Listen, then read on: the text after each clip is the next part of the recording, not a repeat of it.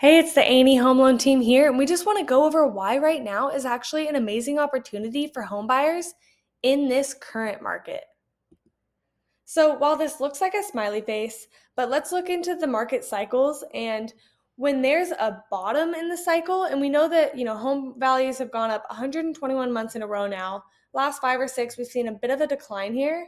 So, where is the bottom? And when will that turning point be? So, let's assume that none of us are good enough to pick that exact bottom, and let's resign ourselves from the fact that we're going to miss the bottom.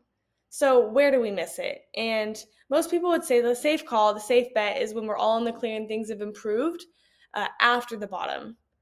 So let's jump in the market there. But hold on a second. Your seller's going to be more confident, there's going to be more competition, and you're not going to get as good of a deal. And prices theoretically should rise more quickly.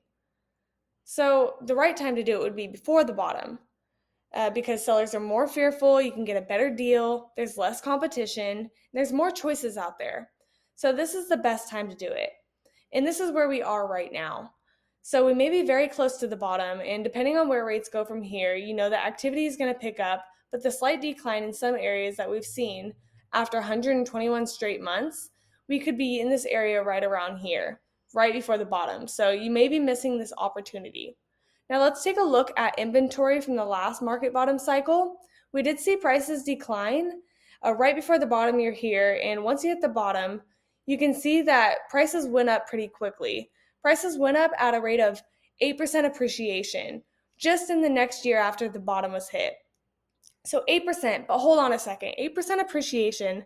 Inventory was at 2.4 million in 2012, and that was right after the bottom, but inventory is now at 980,000, and less than 600,000 are active listings. So 40% of these are under contract already.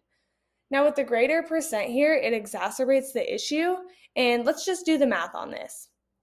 So home value of 500, mortgage of 400.